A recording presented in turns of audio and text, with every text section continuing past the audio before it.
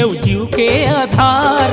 फूल बगिया के तय महके रे बहार, बन गे तय रानी मोर सुख के संसार। लेके जल्दी आऊँ तोला अपन घर दुआर, गूंजे मोर मन मगोरी माया के सितार। मोर रानी ए दीवानी तोर बहावै मोला माया रे अपार, तोर बहावै मोला माया रे अपार। तही मोर गहना तन के मोर सिंगार, छोड़ो नहीं देहरी तोर करत हो करार।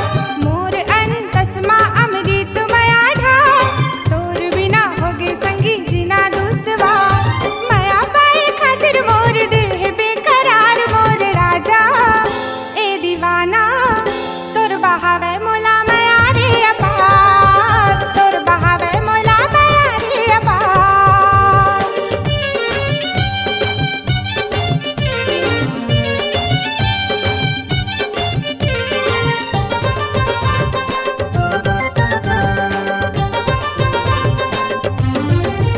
हाँ मन के मयारू गोरी तोला मैं बनाते हूँ, मैया के झूलनमा झूलाते हूँ। नक माँ नथनी पाँव माँ पैरी पहनाते हूँ, जयपुर नगर में घुमाते हूँ।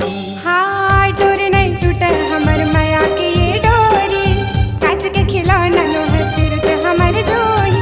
चले चाहे बरछी भाला कत को अब कटार। मोर राजा ए दीवाना तोर बहावे मोला माया रे अपार, तोर बहावै मोला माया रे अपार।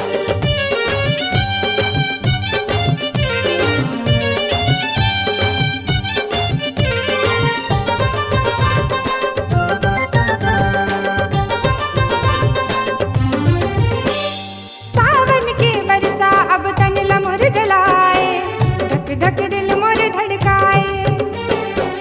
फुलवा बहार माँ जिया नहीं लागे, काबर मोला तड़ पाए। हाँ गुरु तुर बोले तुर बड़ निक लागे वो, अचरक छैया मतन के पीरा भागे वो। मोर जिंदगी में खुशी मिल गई अब हजार। मोर रानी ए दीवानी तोर बहावै मोला माया रे अपार, तोर बहावे मोला माया रे अपार। हाँ तही मोर जिंदगी यौ जीव के आधार। फूल बगिया के तय महके रे बहार, तही मोर गहना तन के मोर सिंगार।